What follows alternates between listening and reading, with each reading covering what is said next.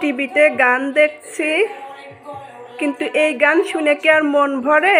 যতই ঢং করে গাও আর যাই গাও, তোমাদের গান শুনে একটু ভালো লাগে না, মনও ভরে না। আমাদের বাংলাদেশের গান কত শ্রুতি মধুর, ফেলে দেওয়া গানটাও কত সুন্দর লাগে, গাইতে ইচ্ছা করে শিল্পীদের সাথে গুনগুন করে। কি গান গাও তোমরা? তোমাদের গান তোমরাই গাও, তোমরাই শোনো, মন ভরে না কিছু না। যা, শুনবই না তোর গান। আমার বাংলাদেশের গান কত শ্রুতি মধুর, কত সুন্দর, মন প্রাণ ভরে যায়। শিল্পীরা যখন গান গায় তাদের সাথে সাথে আমাদের কত সুন্দর গাইতে ইচ্ছা করে। তোমাদের গানে আমাদের মন প্রাণ কিচ্ছু ভরে না। গাও গা তোমরা, তোমাদের দেশের গান তোমরাই গাও, তোমরাই শোনো। আজাইরা, আপনারা শুনবেন, আমি শুনবো না। ওরে গান ওরাই শুনুক।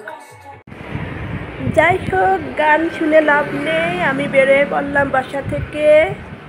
বাসা থেকে বেরোয়া এই জন্যই বেরোলাম যে সময়টারে কাজে লাগাই। বাসায় কিছু সাবান, শ্যাম্পু, লোশন এগুলা ফুরায় গেছে দেখলাম, ভাবলাম এই ফাঁকে যে ওই কাজটা সেরে আসি। এবং ওই দোকানের পাশেই আবার মাছের দোকান আছে, একটা ইন্ডিয়ান মাছের দোকান।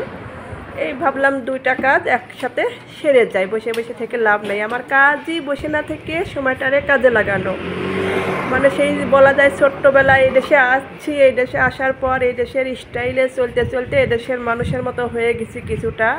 মানে সময়টারে কখনোই অপচয় করি না, কখনো বসে থাকি না, শুয়ে থাকি না ইচ্ছা করে।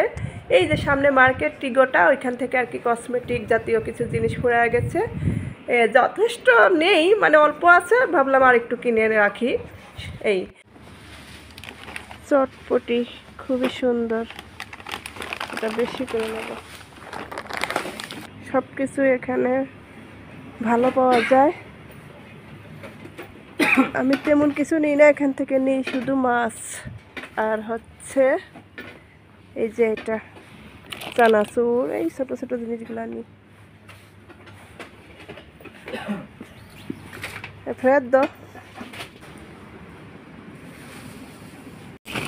যাই হোক, এটাই সেই ইন্ডিয়ান দোকান। এখান থেকে মাঝে সাঝে মাছ কিনি। আমি সাধারণত মাছ ইটালিয়ান দোকান থেকেই কিনি, টাটকা সামুদ্রিক মাছ। কিন্তু মাসে একবার বা 2 মাস 3 মাস পর আবার এই ইন্ডিয়ান দোকানটাতেও আসি। এখানে বেশ সাশ্রয়ী সব কিছু, সব ভাবিরা বলে ওটা ভালো, দামে একটু কম, মাঝে সাঝে আসি। কিন্তু আসলে কি হবে, এই যে দেখেন প্যাকেটিং করা মাছ, এই মাছ খেয়ে কি মন ভরে না প্রাণ ভরে?